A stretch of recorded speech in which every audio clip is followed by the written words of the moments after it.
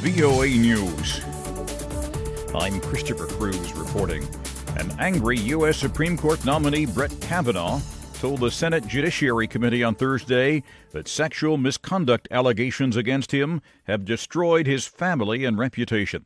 Associated Press Washington correspondent Sagar Meghani reports. With his Supreme Court bid in danger, Kavanaugh's lashing out at what he calls a confirmation process turned national disgrace, blasting Democratic senators he says have orchestrated a political hit job. You have replaced advice and consent with search and destroy. Alternating between raising his voice and choking up, Kavanaugh said he will not be intimidated into quitting, and again strongly denied allegations raised earlier in the same hearing by Christine Blasey Ford and also by two other women. Israeli Prime Minister Benjamin Netanyahu on Thursday accused Iran of hiding nuclear-related material at a warehouse. He used pictures and diagrams in his speech to the UN General Assembly showing where, he said, about 15 kilograms of radioactive material had been stored. He demanded that the UN's atomic agency head to the locations immediately with instruments designed to measure radiation. Netanyahu praised the Trump administration for pulling out of the Iran nuclear deal and said it has cost Iran dearly. We will act against you whenever and wherever we must act to defend our state and to defend our people. Netanyahu said Israel will move against Iran in Syria, Lebanon, and Iraq. Palestinian President Mahmoud Abbas said Jerusalem is not for sale and Palestinians' rights are not up for bargaining. He spoke Thursday at the UN.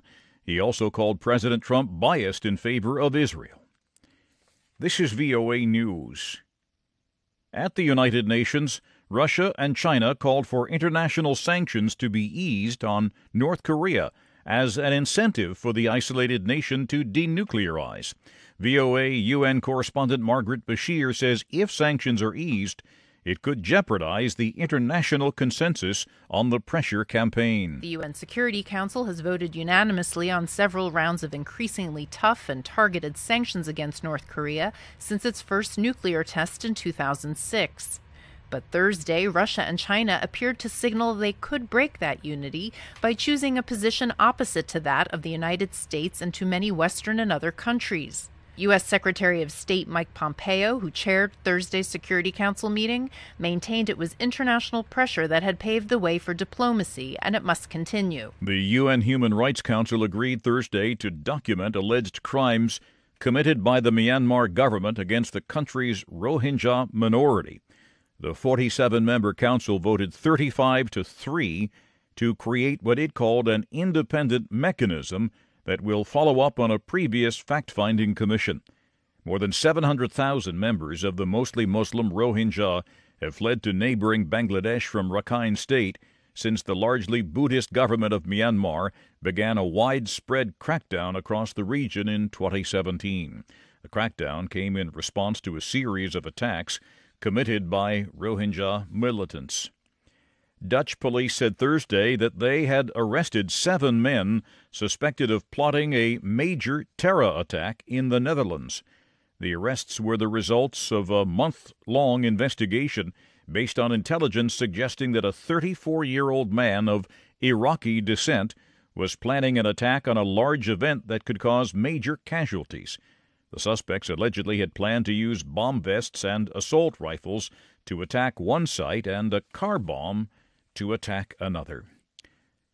Adultery is no longer a crime in India. On Thursday, the Supreme Court struck down a British colonial-era law. Chief Justice Deepak Misra said it's time to say that a husband is not the master of his wife. He said legal sovereignty of one sex over the other sex is wrong. Under the previous law, a man who had sex with a married woman without her husband's blessing could be sentenced to up to 5 years in prison. The law gave the husband the right to bring charges against his wife's lover, but failed to grant a wife power to do the same.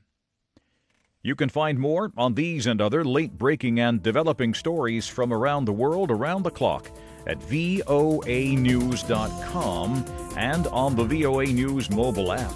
I'm Christopher Cruz. VOA News.